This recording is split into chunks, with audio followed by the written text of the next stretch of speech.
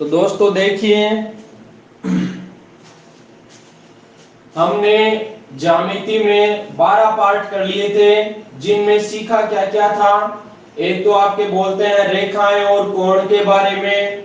उसके बाद में हमने पढ़ा क्या, त्रिभुज के बारे में, और त्रिभुज को भी दो भागों में डिवाइड किया, जिसमें एक तो आपका भुजाओं के आधार पर था, दूसरा कोणों के आधार पर था। इसके अलावा जो त्रिभुज के क्षेत्रफल या परिमाप से रिलेटेड जो क्वेश्चन बनने वाले थे वो भी हमने किए। त्रिभुज के अंदर जो वृत्त बनता है अंतःवृत्त, और त्रिभुज के बाहर जो वृत्त बनता है उसे परिवृत्त, जिनकी त्रिज्या क्षेत्रफल निकालना हमने सीखा था, फॉर्मूले आपको बताए थे। इसके अलावा हमने त्रिभुज के 4 केंद्रों के बारे में पढ़ा था, और चारों केंद्रों से एग्जाम में बार बार क्या आता है मेरे दोस्तों, क्वेश्चन पुटअप होता है।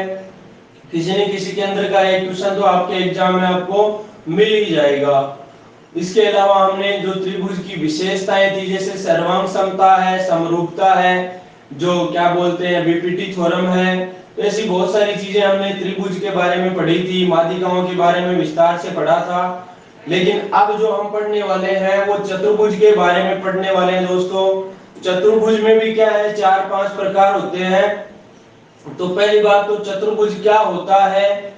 चतुर्भुज में जो अंतः कोण बनते हैं उनकी क्या विशेषता होती है, बाह्य कोण बनते हैं उनकी क्या विशेषता होती है, कितने विकर्ण होते हैं, उसका क्षेत्रफल हम कैसे निकालते हैं, ये बहुत सारी चीजें हैं जो हम सीखने वाले हैं आज। तो करते हैं दोस्तों शुरुआत। यहाँ पर मैं बात करूंगा ज्यामिति में किसकी मेरे दोस्तों, चतुर्भुज की। आज हम 13वां पार्ट पढ़ने जा रहे हैं, चतुर्भुज, जिसे इंग्लिश में बोलते हैं क्वाड्रिलेटरल। बिल्कुल जीरो लेवल से पढ़ाऊंगा, नो टेंशन रहिए मेरे दोस्तों। क्वाड्रिलेटरल। अब ये देखिए चतुर्भुज जो होता है वो कैसा होता है, तो भाई सीधी सी बात है, इसमें 4 भुजाएं हों और चारों भुजाओं से जो बंद आकृति बनती है, या 4 ऐसे बिंदु हों जो चारों क्या हो दोस्तों, असंरेखीय हो। असंरेखीय होने का मतलब चारों एक रेखा पर नहीं हो, तो 4 असंरेख बिंदुओं से बनी आकृति जो होती है, यानी इन सबको अगर मिला दें आप तो क्या बनेगा, एक चतुर्भुज बनेगा। क्या बनेगा मेरे दोस्तों, चतुर्भुज बनेगा। और इस चतुर्भुज का क्षेत्रफल निकालने के लिए क्या क्या हमें चाहिए, तो वो बातें हम पढ़ने वाले हैं। तो देखिए दोस्तों, चतुर्भुज का मैंने डायग्राम बना दिया आप लोगों के सामने। लेकिन ये डायग्राम भी 2-3 तरीके से बनता है। पहली बात तो यहाँ पर अगर आपको एक चतुर्भुज दिया, कैसा कैसे भी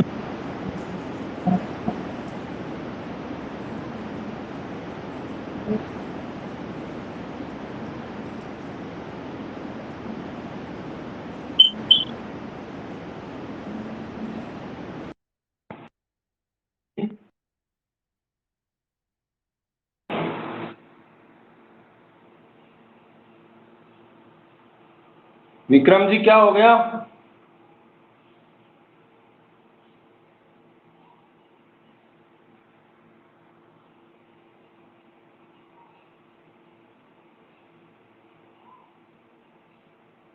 विक्रम जी मैसेज करो।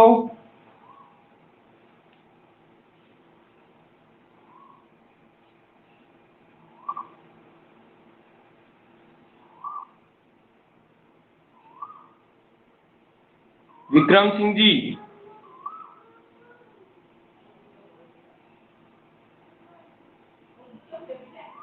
मेरी तरफ से प्रॉब्लम आ रही है क्या।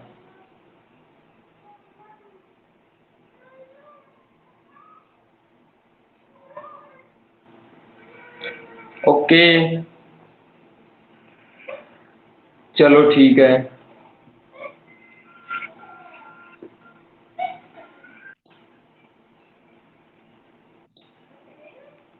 बताइए।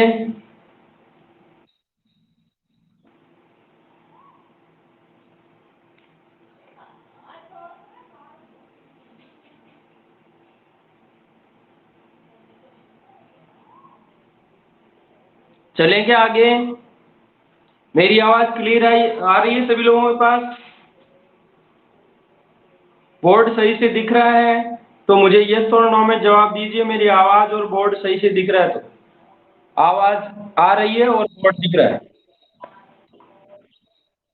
ओके।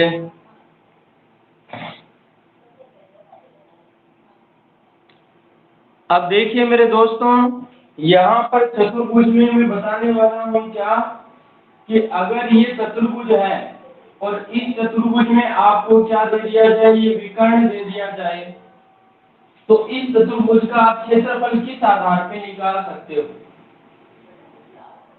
मान लो इसकी आपको भुजाएं नहीं दी है, ना तो ये भुजा दी, ना ये दी, और ना ये दी, ना ये दी, चारों भुजाएं नहीं दी आपको, सिर्फ आपको एक विकर्ण दिया है। तो विकर्ण के आधार पर जो क्षेत्रफल निकाला जा सकता है वो कैसे निकाला जा सकता है दोस्तों। देखिए यहाँ जो विकर्ण है इसके ऊपर मैं यहाँ से लंब डालूंगा,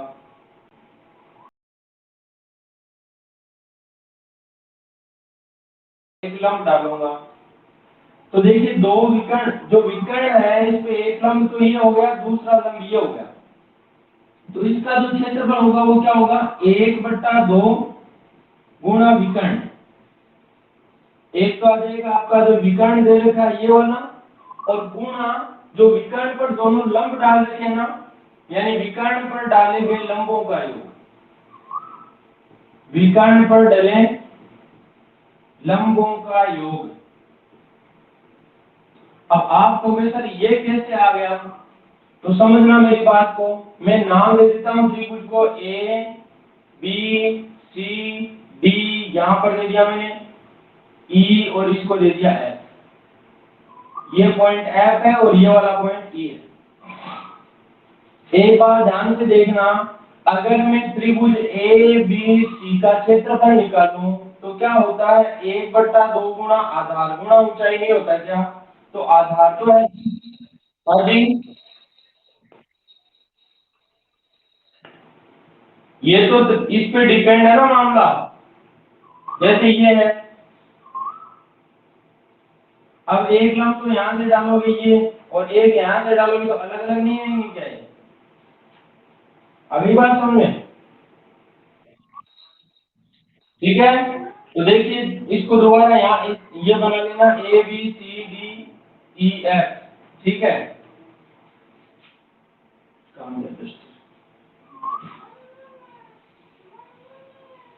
ये डायग्राम बना दिया मैंने नीचे।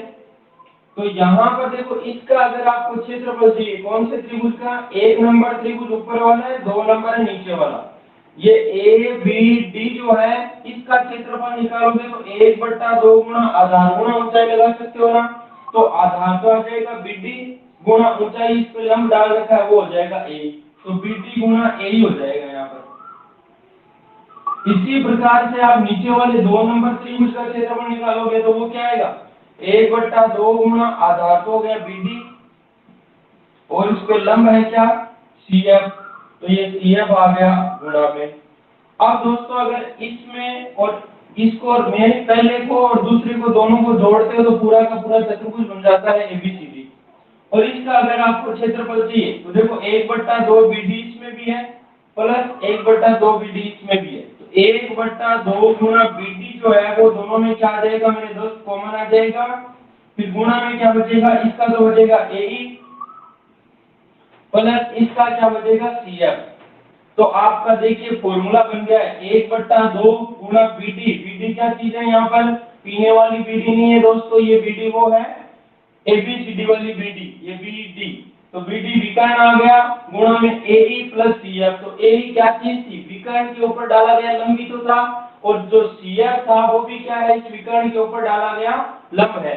इसलिए डायरेक्ट याद रखना मेरे दोस्त, जिसमें आपको क्या दे रखा हो, चतुर्भुज का एक विकर्ण दे रखा हो और विकर्ण के ऊपर डाले गए दोनों लंब दे रखे हो, तो डायरेक्ट उसका आंसर क्या हो जाएगा, 1/2 गुणा विकर्ण पर डाले गए लंबों का योग। ये मैंने स्पष्टीकरण भी दे दिया है, और इस बात को आप छाप लो फटाक से।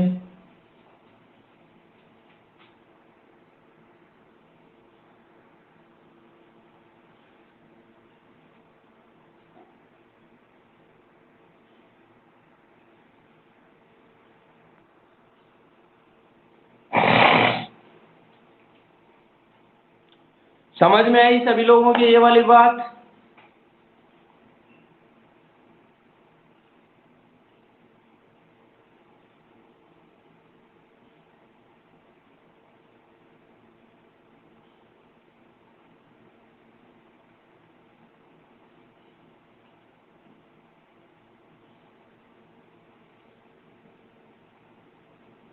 यस और नो में जवाब दो भाई, ये वाली बात समझ में आई या नहीं आई।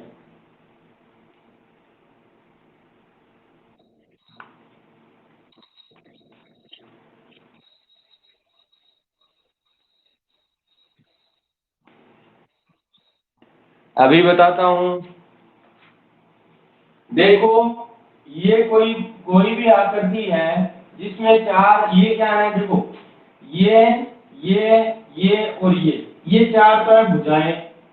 और अगर इनकी बात करें, एक दो तीन चार, ये है मेरे दोस्तों शीर्ष। शीर्ष आ गए, भुजाएं आ गई। और ये जो बनते हैं, ये वाला, ये वाला, ये वाला और ये वाला, ये होते हैं चारों क्या, कोण। जो कि अंदर बने हैं तो अंतः कोण। अगर इस लाइन को मैं आगे बढ़ा दूं, ऐसे आगे बढ़ाने पर जो बाहर बनेगा तो ये होगा बहिष्कोण या बाह्य कोण। लाइन को आगे बढ़ाने पर जो बाहर की साइड में कोण बनता है वो बहिष्कोण या बाह्य कोण कहलाता है। अब दोस्तों, अगर आप इन पॉइंट्स को मिलाते हो, जैसे इस पॉइंट को आपने इससे मिलाया तो ये तो भुजा बन गई, इसको इससे मिलाया तो भी भुजा, इसको इससे मिलाया तो भी भुजा, इसको इससे मिलाया तो भी भुजा। लेकिन जब आप इसको, इन दोनों को छोड़कर इससे मिलाते हो तो ये जो बीच में बनता है मेरे दोस्त, ये कहलाता है आपका विकर्ण। क्या कहलाता है, विकर्ण। दूसरी बात, इसको आप इससे मिलाते हो तो ये भी क्या कहलाता है, विकर्ण कहलाता है। तो एक जो चतुर्भुज होता है उसमें विकर्णों की संख्या कितनी होती है, दो होती है। ये वाली बात मैंने आपको बता दी है। अब बता दीजिए मुझे यस और नो में जवाब।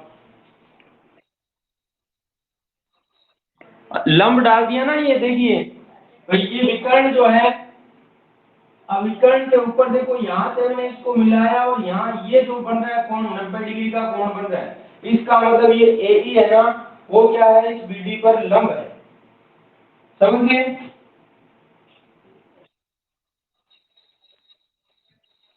बीच में हो, कहीं भी हो, जैसे मान लो एक आपका चतुर्भुज बन गया आपका, मान लो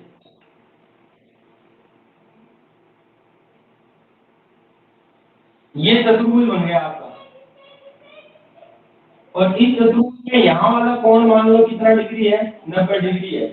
अब देखो, ए मान लीजिए, इसको बी दे दिया, इसको सी दे दिया, इसको डी दे दिया। अब ये चतुर्भुज है, लेकिन इस चतुर्भुज में जहां कोण 90 डिग्री का बन रहा है ना, ये वाला कोण, इसका मतलब ये डीसी और ये जो बीसी है, ये दोनों क्या है, लंबवत है। ये इस पे क्या है, लंब है। लंब का मतलब 90 डिग्री का कोण बनता है, उसको लंबवत या परपेंडिकुलर बोलते हैं अपन। आप बताओ।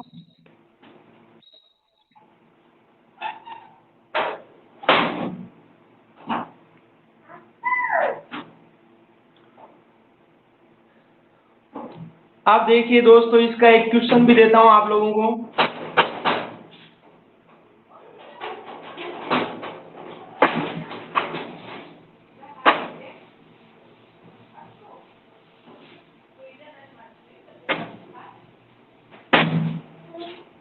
क्वेश्चन है, चतुर्भुज एबीसीडी में विकर्ण एसी की लंबाई 12 सेंटीमीटर है तथा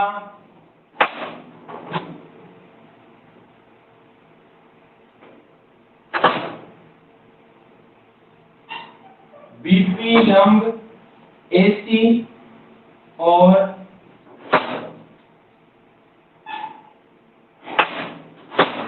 डीक्यू लंब एसी है, जिसमें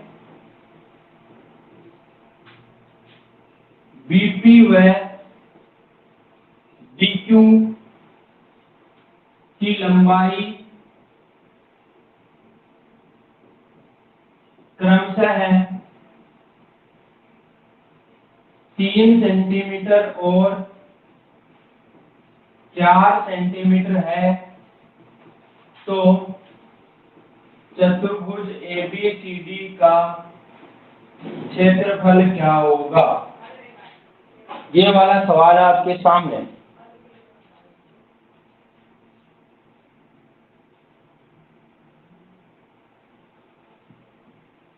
वेरी गुड।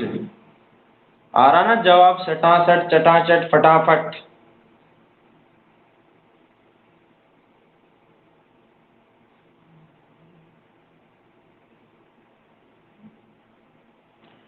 ये मेरे सवाल साथ में करवाने का मकसद ये है मेरे दोस्तों कि यहाँ पर आपके जो मैं फॉर्मूले रखता हूँ उन फॉर्मूलों को यूज में कैसे लिया जाता है ये वाली बात आपके अच्छे से समझ में आ जाए।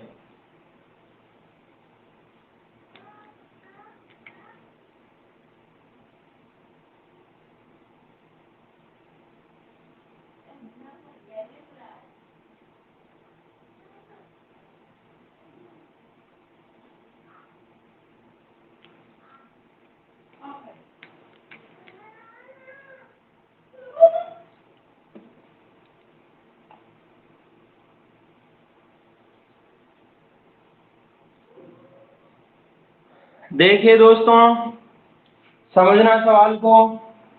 यहाँ पर चतुर्भुज एबीसीडी है जिसमें विकर्ण एसी की लंबाई 12 दे रखी है। आपने कोई भी चतुर्भुज बनाया, मान लो ऐसा कैसा भी, ये चतुर्भुज बना दिया एबीसीडी जिसमें विकर्ण एसी, कौन सा विकर्ण एसी, तो ए को सी से मिलाने पर जो विकर्ण बनेगा वो एसी बनेगा। और एसी की लंबाई आपको 12 दे रखी है। इसकी लंबाई कितनी दे रखी है? 12 सेंटीमीटर। और एसी पर लंब डाले कौन? एक तो बीपी, यानी बिंदु बी से है ना, इस एसी पर लंब डाला ये बीपी। और डीक्यू लंब एसी, ये वाला तीन वो किसका है? लंब का है।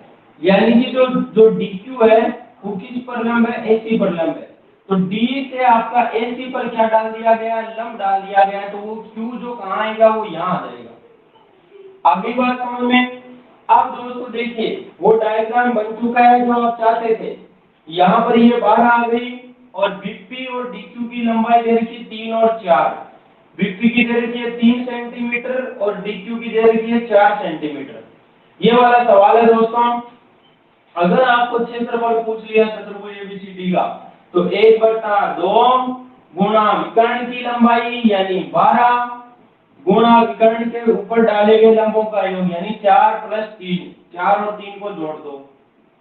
तो यहाँ 2 से आपका 12 कट जाएगा 6 बार, और 4 + 3 यानी 7।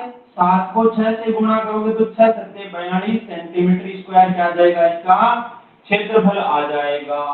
विक्रम जी बताइए, देखिए ये वाली बात आपके क्लियर हुई कि नहीं हुई है? कहाँ समझ में नहीं आया?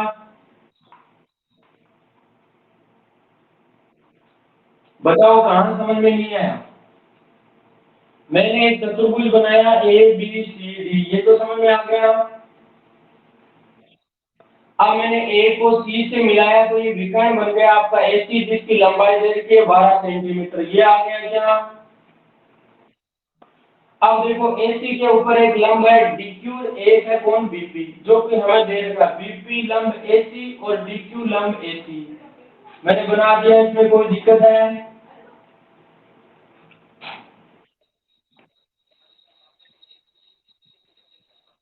नहीं नहीं, वो छोड़ो, मैं बताता हूँ वो बातें बताओ आप। बीपी की लंबाई 3 है और डीक्यू की लंबाई 4 है। ये वाली बात समझ में आई कि नहीं आई? आ गई ना? अब आपका जो क्षेत्रफल निकालने का फॉर्मूला था वो क्या था? 1/2 गुणा विकर्ण। तो विकर्ण आपका कौन सा आ गया? ये विकर्ण दे रखा आपको एसी जिसकी लंबाई कितनी दे रखी है? 12। तो मैंने कितना लिख दिया? 12 लिख दिया। आई बात समझ में? उसके गुणा में क्या है? विकर्ण पर डाले गए लंबों का योग। तो बताओ इस विकर्ण के ऊपर कौन कौन से लंब डाल रखे हैं? एक तो 4 है, दूसरा कौन है? 3। दोनों को जोड़ो, 4 + 3। तो मैंने लिख दिया। यहाँ पर बात समझ में आ गई इतनी? आ गई बात समझ में? अब 2 से आपका 12 कट गया कितनी बार? 6 बार। और 4 और 3 कितना होता है? 7 को 6 से गुणा करोगे कितना आएगा? 42। ये आपका क्या है? अब बताओ क्या समझ में नहीं आया है? अब नहीं है ना प्रॉब्लम। अब देखिए दोस्तों, इसी सवाल को और कैसे पूछ सकता है वो भी तो आना चाहिए ना आप लोगों को। जैसे इस सवाल में आपको क्या कर दिया दोस्तों, ये मैंने डायग्राम एक बार दोबारा बना देता हूं। ए बी सी डी,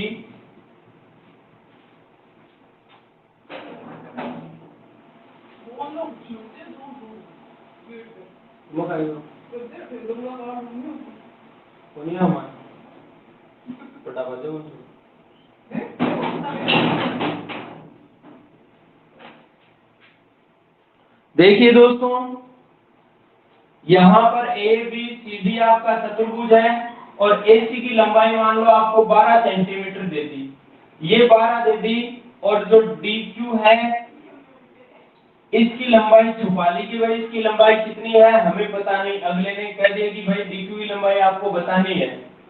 और जो बीपी था इसकी लंबाई अगले ने दे रखी है, बीपी की लंबाई कितनी दे रखी है, 3 दे रखी है। और आपको दे दिया क्या, इसके साथ आपको इसका क्षेत्रफल दे दिया, क्षेत्रफल कितना दे दिया, 42 सेंटीमीटर स्क्वायर दे दिया। और अब पूछ लिया कि डीक्यू की लंबाई क्या होगी, तो आपको घबराना कतई नहीं है, चाहे डीक्यू की पूछे, चाहे बीपी की पूछे, चाहे एससी की पूछे, इन तीनों में से किसी की भी पूछ सकता है, लेकिन बतानी कैसे है वो बात आपको समझनी है। तो समझिए, क्षेत्रफल का फॉर्मूला होता क्या है, 1/2 गुणा विकर्ण की लंबाई, तो विकर्ण की लंबाई कितनी है आपकी 12, तो मैंने 12 की जगह 12 लिख दिया, गुणा तीसरी बात क्या होती है, विकर्ण पर जो दो लंब डाल रखे हैं कौन, डीक्यू और बीपी, इन दोनों का जोड़ आना चाहिए। तो इसकी लंबाई का मुझे पता नहीं है, इसको क्या मान लेता हूं मैं, पी मान लेता हूं। इस पी की लंबाई आपको पता करनी है, या फिर मान लो इसको क्या मान लेता हूं मैं, के मान लेता हूं। इसको मैंने के मान लिया, एच मान लो, एक्स वाई जेड कुछ भी मान लो, जो मर्जी है वो मान लो आपको। अब यहाँ क्या करूंगा, इन दोनों का जोड़ यानी के प्लस 3, भाई 4 था तो 4 प्लस 3 कर दिया 7 हो जाता है, के है तो के प्लस 3 कर दो यहाँ, तो के प्लस 3 आ गया। और दोस्तों बराबर में इसका क्षेत्रफल दे रखा है, कितना दे रखा है 42, वो कहाँ रख दो, इसके बराबर में। विक्रम सिंह जी ये वाली बात आपके समझ में आई कि नहीं?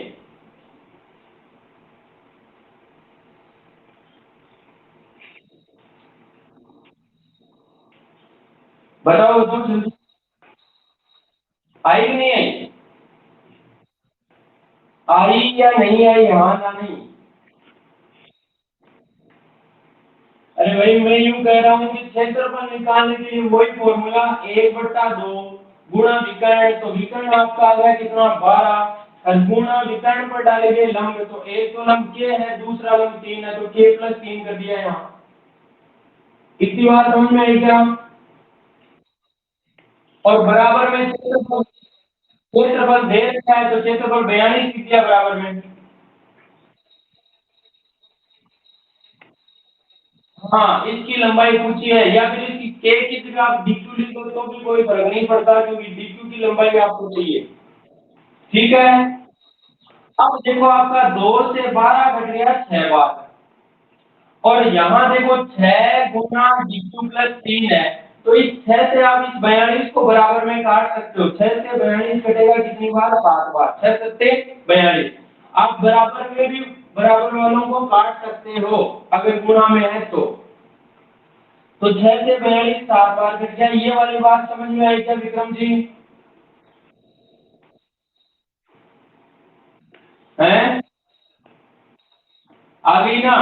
अब देखो dq प्लस 3 बराबर कितना आ रहा है, 7 आ रहा है, तो dq बराबर क्या आ जाएगा 7, और ये 3 प्लस का है उधर जाएगा, किसका हो जाएगा माइनस का, तो 7 में से 3 जाएगा कितना बच जाएगा 4, और ये dq की लंबाई आ जाएगी 4 सेंटीमीटर।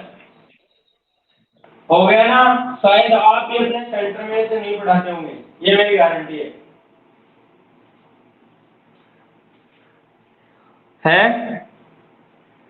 पढ़ाते हो क्या?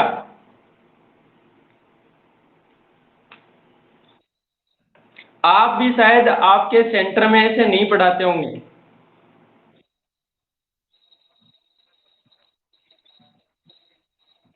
वो फॉर्मूले भी चलते हैं, लेकिन एक टीचर जो होता है ना, वो फॉर्मूले उसको समझाने पड़ते हैं, उन पे काम तो होता ही है। हाँ।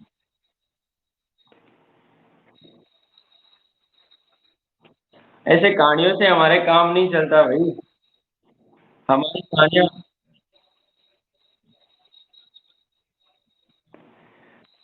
हाँ जी। बिल्कुल।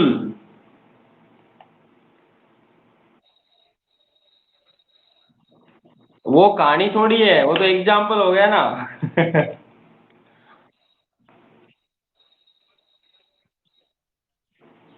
आप ही बोल रहे हो हम तो कहानी बना के पढ़ाते हो। चलो, कोई नहीं, कोई नहीं, आपकी जो शैली है उस शैली पे डिपेंड है मामला सारा।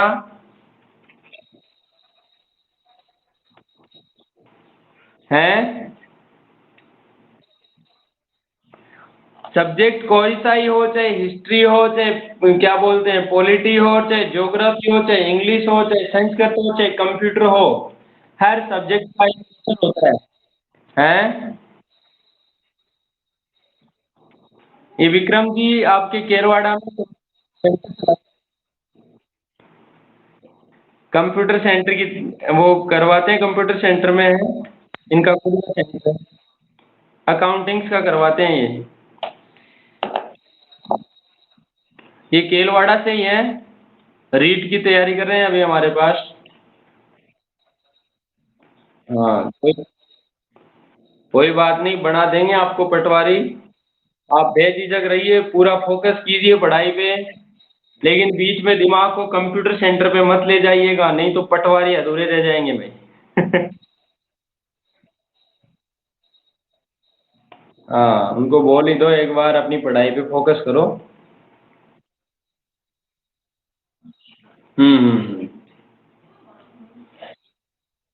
हाँ, चलते हैं आगे। तारों के शहर में आ जाओ मेरे दोस्तों। ये वाली बात जो मैंने बताई वो सबके सीट फिट हो गई है तो एक बार कमेंट में यस डाल दीजिए मेरे प्यारे प्यारे दोस्तों। फिर चलते हैं अपन आगे।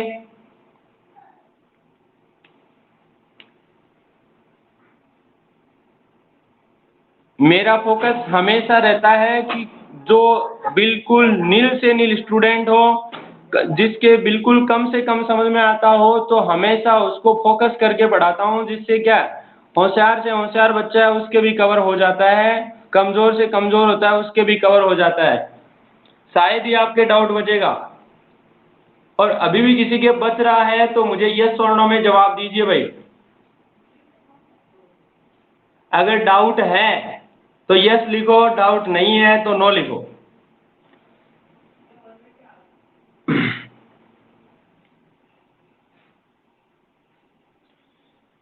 Very good.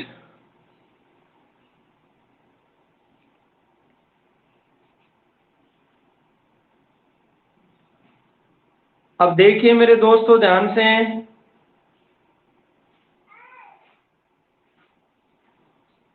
अगली बात करूंगा मैं जिसकी, एक चतुर्भुज आपको ऐसा दे रखा है जिसमें ऐसी कोई बात नहीं दे रखी है। सिर्फ आपको ये दे रखा है कि चतुर्भुज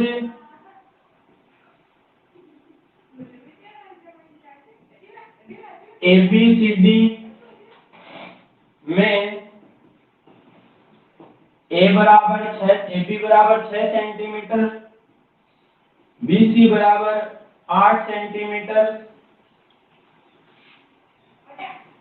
CD बराबर 8 सेंटीमीटर, AD बराबर 5 सेंटीमीटर तथा AC बराबर 10 सेंटीमीटर है, तो चतुर्भुज का क्षेत्रफल क्या होगा? चतुर्भुज ABCD का क्षेत्रफल क्या होगा? ये वाली बात आपको पूछी है।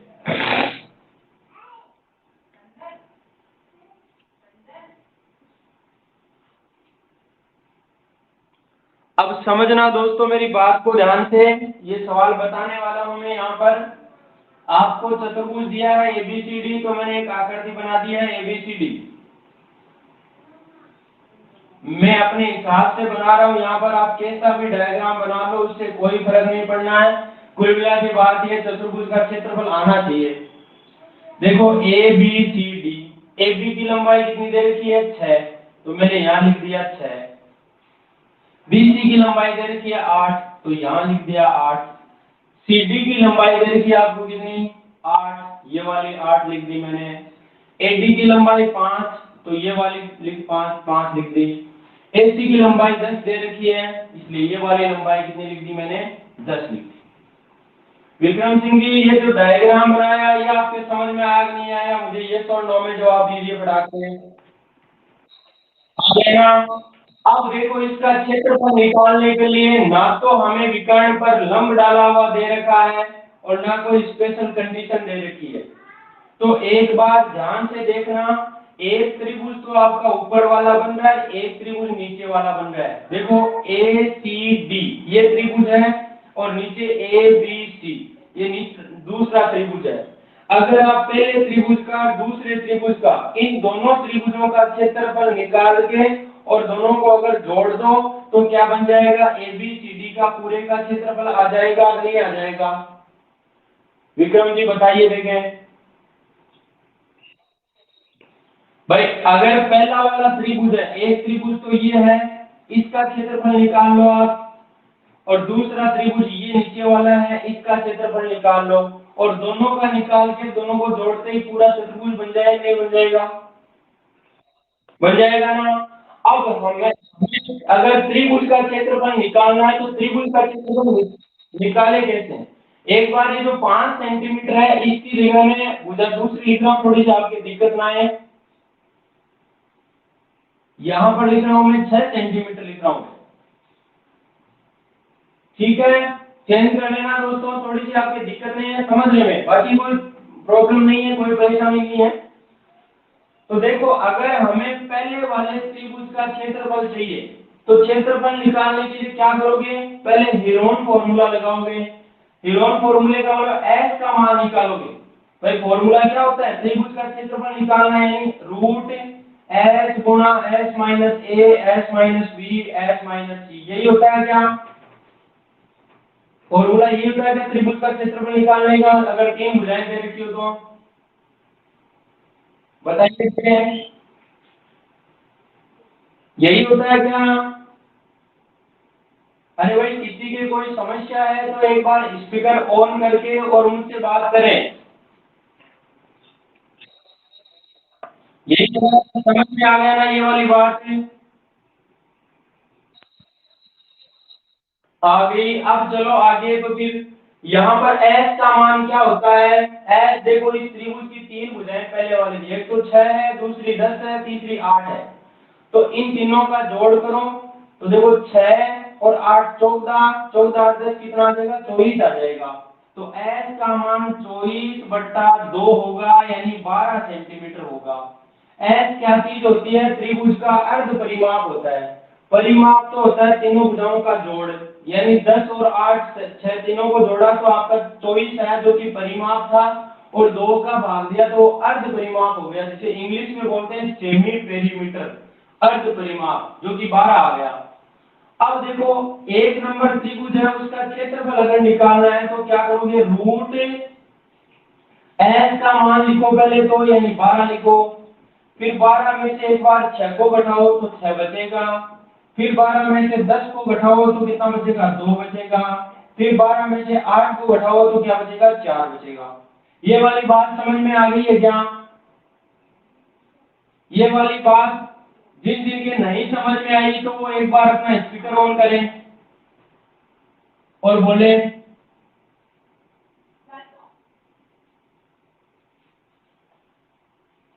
विक्रम जी समझ में आ गई है क्या? आ रही है ना? आज डाउट नहीं छोड़ूंगा एक भी। देखो 12 के हम टुकड़े करोगे आप तो टुकड़े करो क्या आएगा? 2 गुणा 2 गुणा 3, देखो 2 गुणा 4, 4 3 12। फिर 6 के भी टुकड़े करोगे तो क्या आएगा? 2 गुणा 3 आएगा। ये 2 है, इसका टुकड़ा होता नहीं तो 2 का 2, 4 के टुकड़े करोगे 2 गुणा 2, ये मैंने सबके टुकड़े कर दिए हैं। टुकड़े करने के बाद जब रूट निकालोगे तो क्या होगा, यहाँ पर दो जो जोड़े बन रहे हैं उनमें से एक बाहर आ जाएगा। जैसे ये 2 का जोड़ा बन रहा है तो इन 2 में से एक 2 बाहर आ जाएगा। इस 3 और 3 का जोड़ा बन रहा है तो इसमें से एक 3 बाहर आ जाएगा। इन 2 का एक जोड़ा बन रहा है इसलिए इसमें से एक 2 बाहर आ जाएगा। इन 2 के जोड़े में से एक 2 बाहर आ जाएगा। तो 2 3 6, 6 दूना 12 और 12 दूना 24। ये 24 सेंटीमीटर स्क्वायर क्या आ जाएगा, ये ऊपर वाले एक नंबर जो त्रिभुज था ना, इसका एरिया आ जाएगा, इसका क्षेत्रफल आपका आ जाएगा। कितना आ गया, 24 आ गया। अब एक बार देखो, नीचे वाले त्रिभुज का क्षेत्रफल जैसे हमने पहले ऊपर वाले का निकाला ना, उसी तरीके से सेम टू सेम कौन से का आ जाएगा, नीचे वाले का क्षेत्रफल आ जाएगा। अब देखो दूसरे का क्षेत्रफल निकालोगे, दूसरे में तो आपको दिक्कत ही नहीं आएगी। क्यों नहीं आएगी, क्योंकि देखो सेम सेम है। इसमें 10 है तो ऊपर वाले में 10 था, इसमें 6 है, इसमें भी 6 है, इसमें 8 है तो इसमें भी 8 है। इसका मतलब देखो 10 6 8, इस त्रिभुज की भी 10 6 8 थी और इसकी भी 10 6 8 है। इसलिए जितना क्षेत्रफल इसका आया उतना ही इसका आएगा, एक्स्ट्रा निकालने की जरूरत नहीं है, 24 इसका आ जाएगा। तो आपके इस त्रिभुज दोनों को मिला के जो क्षेत्रफल होगा, यानी एरिया ऑफ क्वाड्रिलेटरल एबीसीडी जो है, यानी कि चतुर्भुज एबीसीडी का क्षेत्रफल जो है वो क्या आएगा, 24 और 24 दोनों को जोड़ दो, यानी 24 प्लस 24 कितना आ जाएगा, 48 सेंटीमीटर स्क्वायर आ जाएगा। अब बताओ मुझे कमेंट में एक बात, अगर आपके नीचे वाले त्रिभुज की भुजाएं अलग अलग होती, 6 8 10 नहीं होती, तो फिर जैसे ऊपर वाले का निकाला है वैसे नीचे वाले का भी निकाल लेते।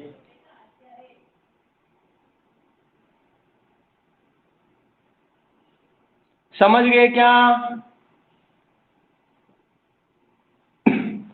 सभी का जवाब आना चाहिए भाई।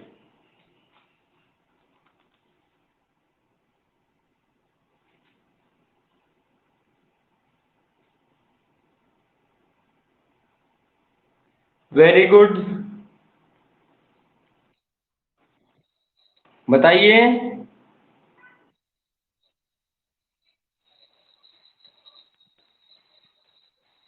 हाँ,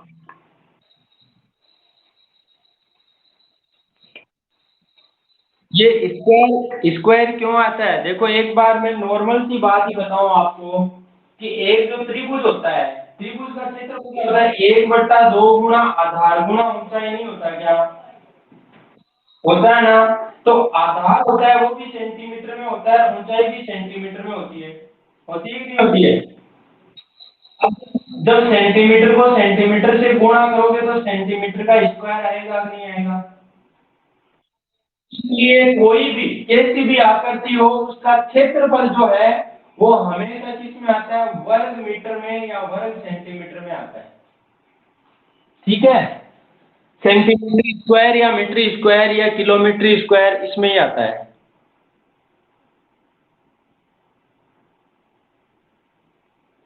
कुलदीप राठौर, सर डाले गए लंब की लंबाई पूछे तो कैसे आएगी, कहां से डाले गए लंब की लंबाई,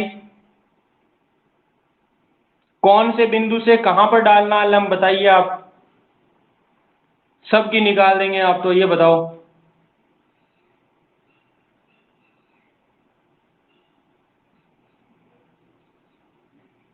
डी से एसी पर देखो,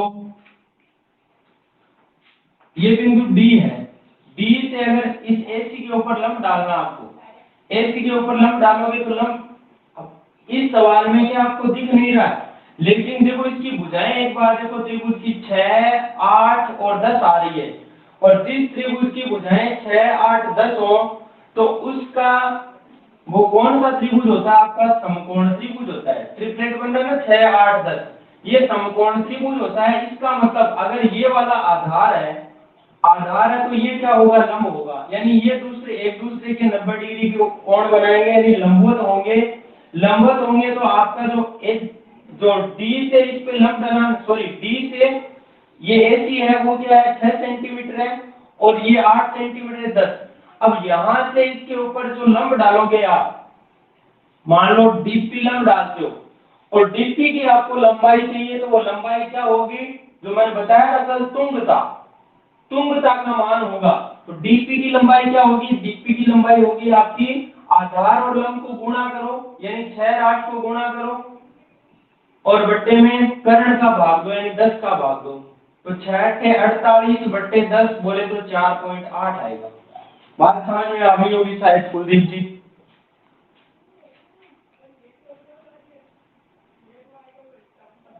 और दूसरी बात और बता दूं आपको, चलो ये वाली बात भी आपके दिमाग में नहीं बैठ रही कि भाई ये तो सर ने बता दिया समकोण त्रिभुज ऐसा होगा, ये समकोण नहीं हो तो हम कैसे करेंगे डायरेक्ट इसको?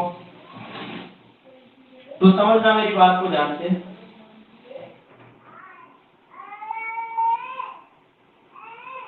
देखो ये लंबाई आपको 10 दे रखी है और यहां से मैं लंब डाल दूं तो ये ऊंचाई हो जाएगी h, इसको h मान लेता हूं। एक बार इसका क्षेत्रफल निकालो तो 1/2 गुणा आधार गुणा ऊंचाई होता है ना त्रिभुज का, तो आधार तो आ जाएगा आपका 10 गुणा ऊंचाई क्या आ जाएगी? ये h आ जाएगी। और बराबर में क्षेत्रफल आपको दे रखा है, कितना दे रखा है? अभी अभी निकाला था 24, तो ये 24 लिख दिया बराबर में। तो देखिए 2 से आपका 10 कट गया 5 बार और h बराबर क्या आ जाएगा? ये 24 अपनी जगह पड़ा है और ये 5 जो गुणा में है वो कहां आ जाएगा? भाग में। और जब 5 का भाग दोगे 24 में कितनी बार आ जाएगा? 5 चौके 20 बच गया 4, तो पॉइंट लग गया 40 बन गया, 5 8 40, तो 4.8 सेंटीमीटर क्या आ जाएगी आपके? ये इस पे डाले गए लंब की लंबाई आ जाएगी। ठीक है मेरे मित्र, कुलदीप समझ में आई क्या मेरी बात?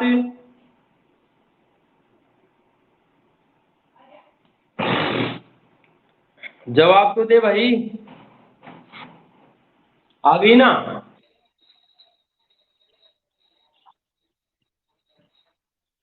ये क्या मैगी बनाई है अभी नाश्ते के लिए?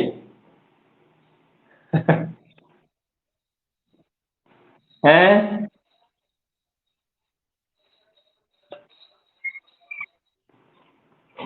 अरे मैं यूं बोल रहा हूँ कि जो ऊपर वाला त्रिभुज है, इस त्रिभुज को देखो एक बार, ऐसा बन रहा है जिसमें ये 6 है, ये 8 है और ये 10 है। अब अगर आपको पूछे कि अगर इस कर्ण के ऊपर यहाँ से लंब डाल दिया जाए तो इस लंब की लंबाई क्या होगी, ये पूछने के लिए मैंने ये वाली बात बताई आप लोगों को। आई समझ में? तो देखो 1/2 इस त्रिभुज का अगर क्षेत्रफल निकालो तो 1/2 गुणा आधार आ गया 10 से और गुणा ऊंचाई आ गई h। इतनी बात समझ में आई? और बराबर में इसका क्षेत्रफल अभी अभी हमने निकाला था, एबीसी का क्षेत्रफल कितना आया था? 24 आया था, तो हमने इसके बराबर में लिख दिया है। अब 2 से आपका 5 बार, तो 5 गुना h बराबर 24, तो h बराबर क्या आ जाएगा? 24/5, क्योंकि 5 जो गुणा में है वो कहां चला जाएगा? भाग में चला जाएगा और 5 का भाग दोगे तो 4.8 आ जाएगा। शायद मेरी बात समझ में आ रही है?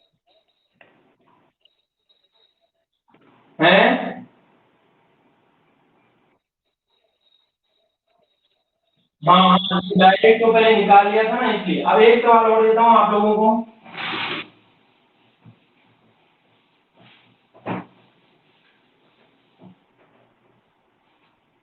क्वेश्चन है, चतुर्भुज एबीसीडी में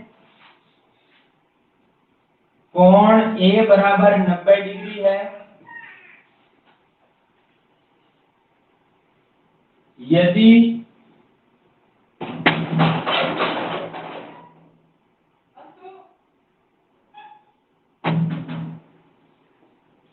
एबी बराबर 5 सेंटीमीटर, बीसी बराबर 7 सेंटीमीटर और क्या बोलते हैं आपकी सीडी बराबर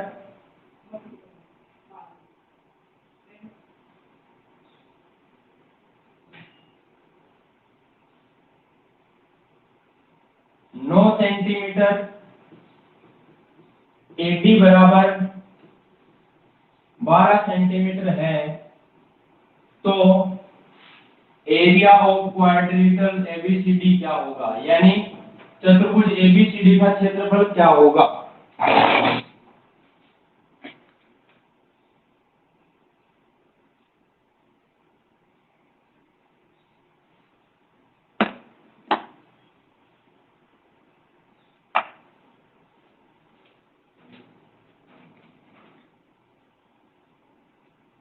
करो देखिए जल्दी से।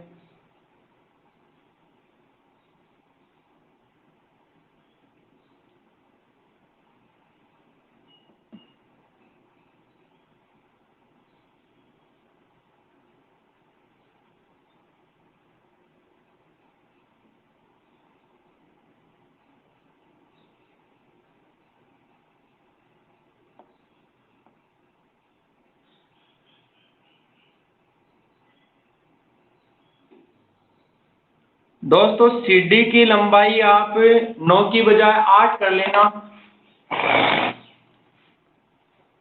जो सीडी है उसकी लंबाई 8 सेंटीमीटर कर लेना यहाँ पर। अब करो इसको।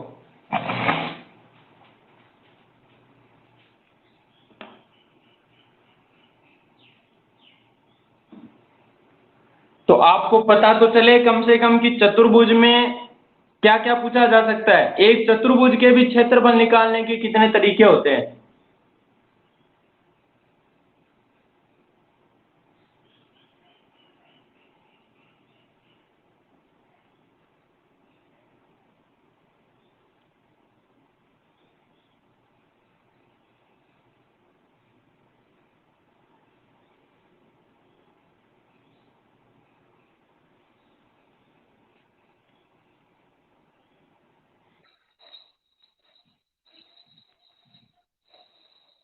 नहीं दे रखी है ना।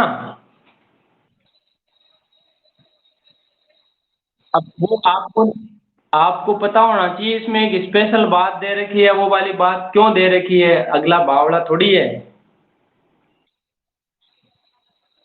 हाँ, यही तो आपको दिमाग लगाना है, और लगाना ही भला क्या है।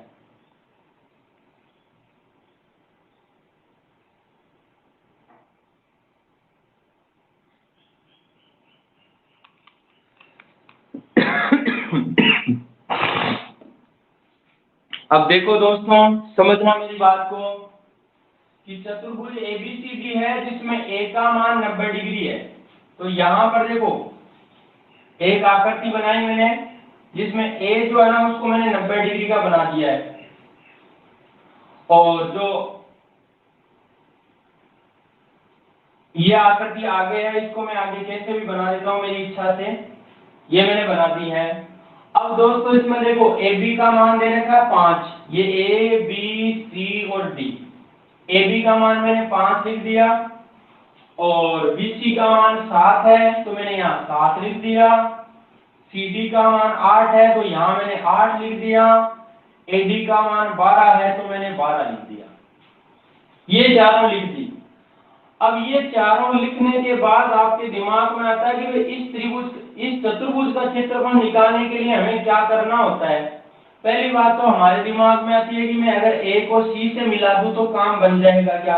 तो दोस्तों नहीं बनेगा। क्यों? क्योंकि यहाँ वाला कोण 90 होता ना तब तो इसके सामने कर्ण आ जाता, आपका मामला बैठ जाता। लेकिन यहाँ पर आपको ये बात नहीं देखी है। आपको क्या, ये जो कोण है 90 डिग्री, अगर इसके सामने वाले इसको मिलाते हो ना, बी को डी से मिलाते हो तो एक फायदा मिल जाता है कि आप इस कर्ण की लंबाई ज्ञात कर सकते हो। क्योंकि ये 90 डिग्री है और कोण 90 डिग्री का है, इसका मतलब त्रिभुज समकोण त्रिभुज है। अब समकोण त्रिभुज देखो ये 5 है, ये 12 है, तो ये कितनी आ जाएगी? 13 आ जाएगी। ट्रिपलेट बताए थे ना, 5 12 13। कैसे आ गया? क्योंकि 5 का स्क्वायर करोगे तो 25 आएगा, 12 का स्क्वायर करोगे 144 आएगा, और दोनों को जोड़ोगे तो 169 होता है, जो कि किसके स्क्वायर के बराबर होता है? 13 के स्क्वायर के बराबर। इसलिए ये 5 है, ये 12 है, तो ये कितना आ जाएगा? 13 आ जाएगा। अब एक बार बताइए, देखिए ये वाली बात विक्रम जी आपके समझ में आई है कि नहीं आई है? बताओ देखिए ये वाली बात।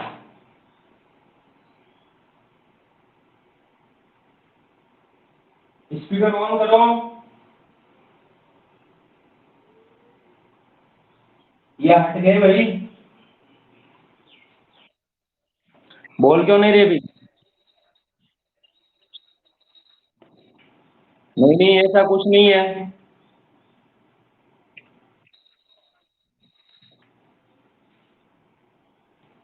क्या है भाई कमेंट में? ऐसा तो कुछ नहीं दिख रहा कमेंट में।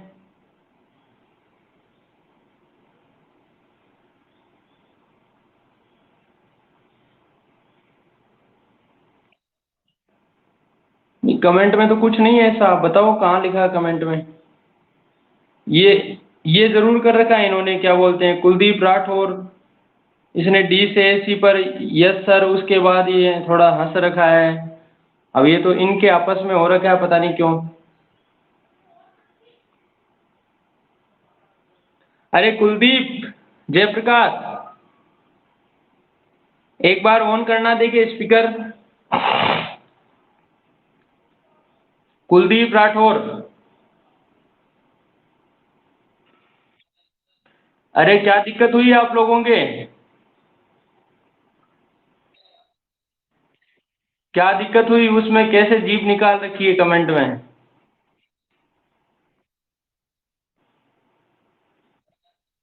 हैं? हाँ जयप्रकाश।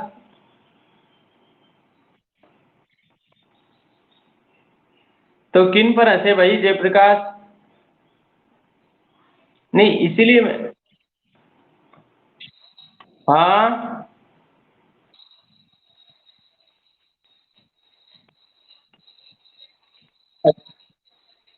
अच्छा अच्छा अच्छा। अरे ऐसी कोई बात नहीं है दोस्तों। ऐसे मेरी तो हंसने की आदत है देखो। आप बुरा मत माना करो। हैं?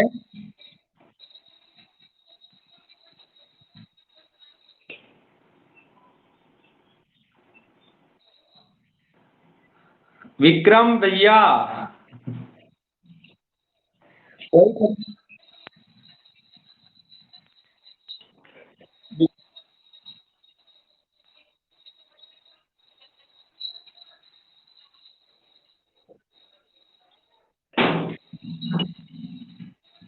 एक मिनट, आप स्पीकर ऑफ कीजिए।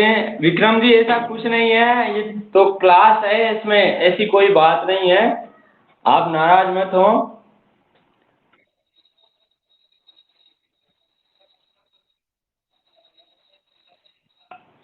भाई प्रॉब्लम कहाँ है बताओ? मैं अगर आपकी प्रॉब्लम को प्रॉब्लम नहीं समझूंगा तो कौन समझेगा बताओ? अगर मैं आपको किसी क्वेश्चन का जवाब नहीं देता हूँ, मैं आपको स्पेशल आपको, क्योंकि स्पेशली बोल रहा हूँ इसलिए कुछ ना कुछ मेरे दिमाग में चल रहा होगा कि भाई इनके समझ में नहीं आ रहा है।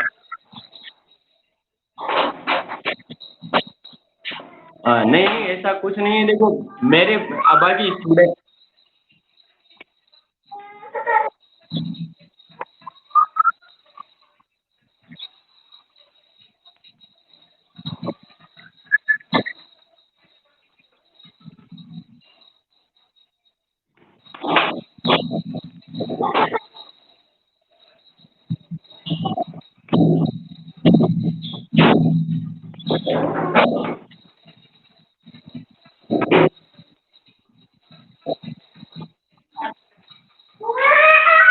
कोई दिक्कत नहीं है दोस्तों।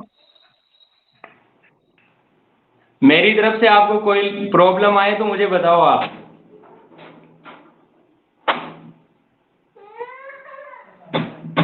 भाई मैं क्या कैमरे के पीछे आता हूँ ना, तो मैं सोचता हूँ कि भाई समझ में आ जाए तो बोल, उधर से आप बोल जाते हो तो फिर मेरी दिक्कत नहीं आती है।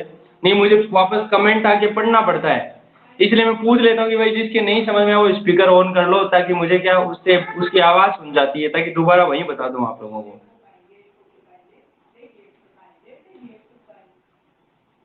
सही है कि गलत है भाई, कमेंट करो एक बार मेरा सोचना।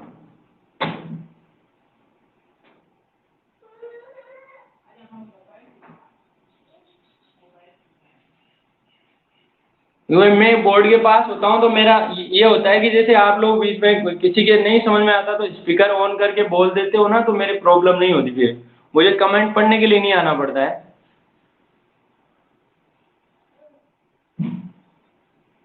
बाकी अगर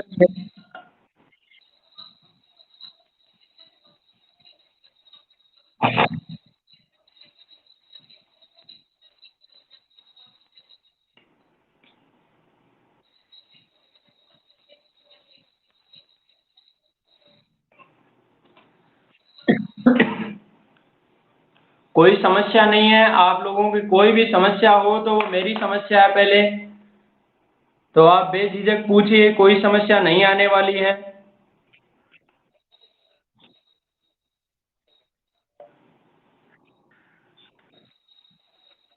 हैं? हाँ भाई, डाउट देखो, कुल मिला के मेरा यही मानना है कि नहीं, शकल जाने ना तो भी कोई फर्क नहीं पड़ता। आप पे तो चलो ये इन्होंने कुछ कहा भी नहीं, लेकिन मुझे तो जो लोग कहने वाले थे ना वो निपट गए, मतलब दुनिया में ही नहीं रहे। मैं 2015 से पढ़ा रहा हूँ। हाँ।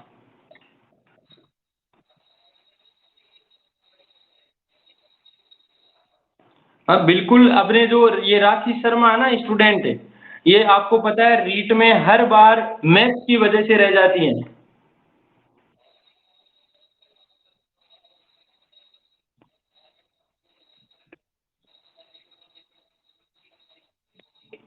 नहीं बिल्कुल, देखो मेरा यही मानना है कि ना आप लोग अगर यहाँ तो ये स्टूडेंट अपने बहुत सिंसियर स्टूडेंट है, मतलब जब मैं वहाँ सीकर में पढ़ाता तो हजार हजार बच्चे एक साथ बैठे थे, कोई बच्चा बीच में खड़ा होकर पूछ लेता था ना तो उस पे वो मुझे बोलने की जरूरत नहीं होती थी, वो जो और स्टूडेंट थे ना वो क्या उस पे कमेंट करने लग जाते थे, मतलब वो लोग कमेंट करने जिसकी वजह से कोई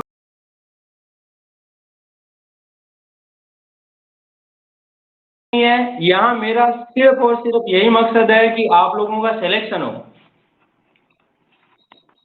किसी भी तरीके से हो, आपका डाउट क्लियर होना चाहिए, मामला ये है मेरा तो।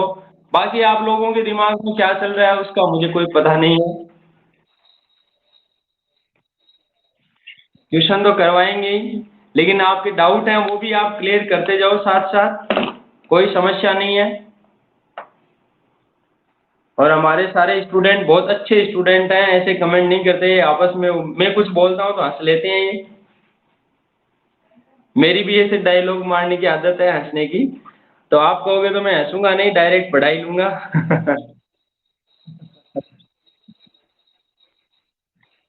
वही तो बात है, इसलिए बुरा ना माने आप। चलो दोस्तों, इस क्वेश्चन को समझते हैं हम, फिर चलते हैं अगली रीजनिंग वाली क्लास में।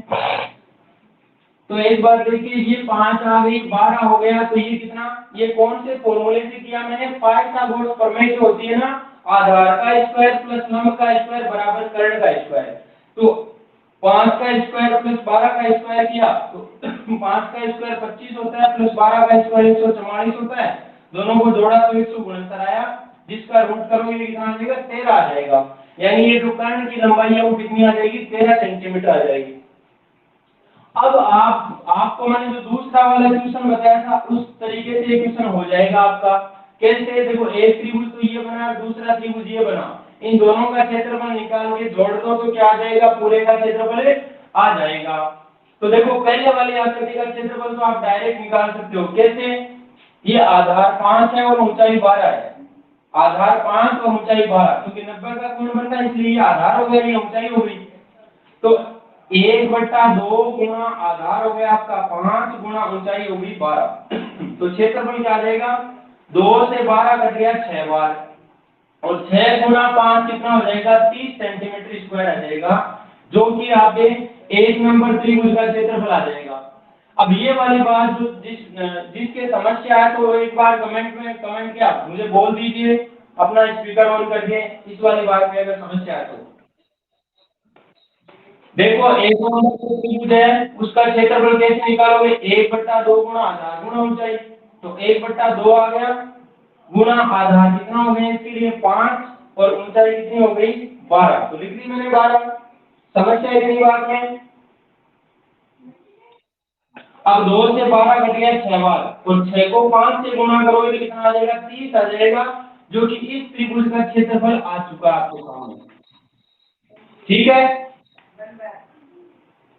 या नहीं है?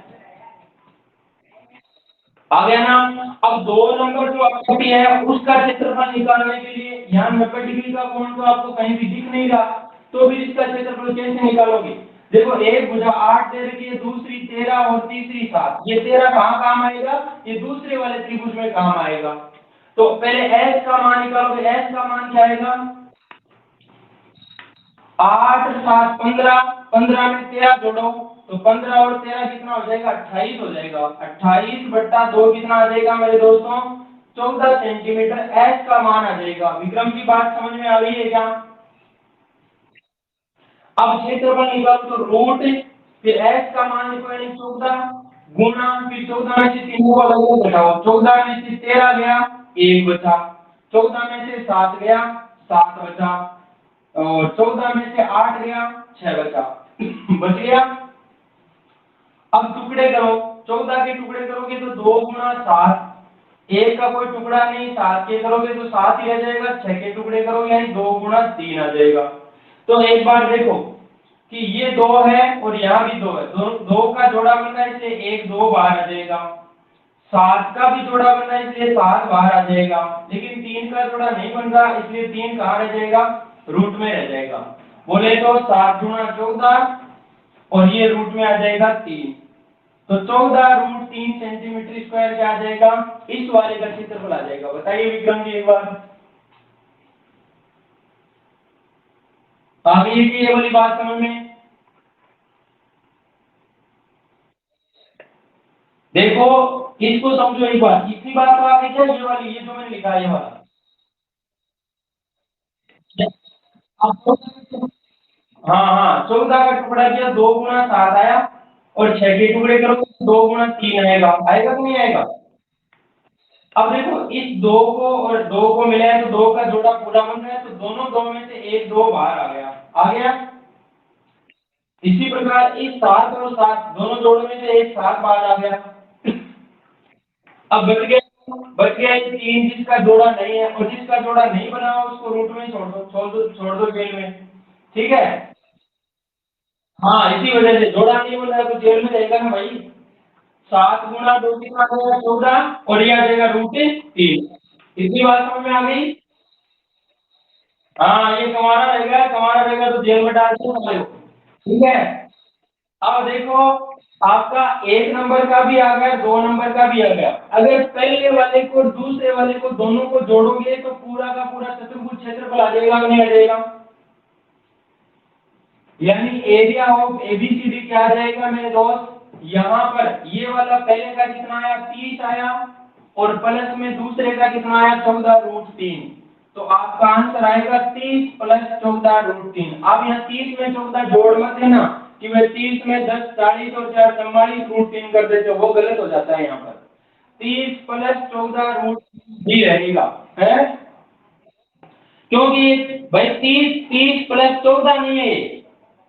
अगर ये होगा ना 30 प्लस 14 प्लस √3, तो 30 में 14 जोड़ देते 44 हो जाता, प्लस में √3 हो जाता। लेकिन यहाँ 30 में 14 नहीं जुड़ रहा है, 14√3 है, √3 का मान होता है 1.732। जब इसको इससे गुणा करके फिर जोड़ोगे तो ये 14 नहीं रह जाएगा, ये 14 से ऊपर चला जाएगा।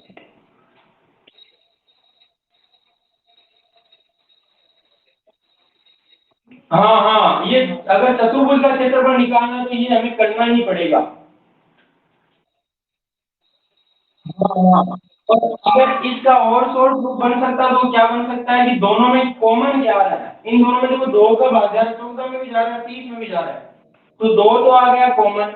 अब 2 का भाग 30 में कितनी बार गया? 15 बार, और 2 का भाग 14 में गया 7 बार, और ये रूट का 3 ऐसे कैसे रहेगा? यानी इसको आप ये भी कह सकते हो 2 और इसके कोष्टक में आ गया 15 प्लस 7√3 सेंटीमीटर स्क्वायर, ये इसका आंसर ये भी हो सकता है। ठीक है अब वापस वापस 2 से गुणा करोगे ना तो 15 को 2 से गुणा करोगे 30 आएगा, और 2 को इससे गुणा करोगे तो 7 गुणा 14 √3 आ जाएगा। शायद इतनी बात में किसी की समस्या नहीं है।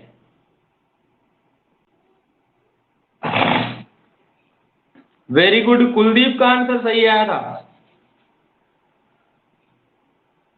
अब देखो तरन्नुम ने कर दिया था ना यहाँ पे 44√3 कर दिया था, बल्कि 44√3 गलत है।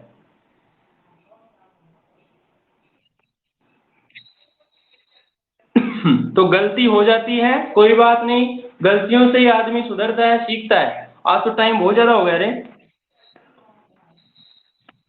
चलो दोस्तों चलते हैं आगे रीजनिंग वाली क्लास में फटाक से। यहाँ से मैं छोड़ता हूँ अभी वही क्लास, बात इतनी करूंगा आप लोगों से। चलते हैं रीजनिंग वाली क्लास में।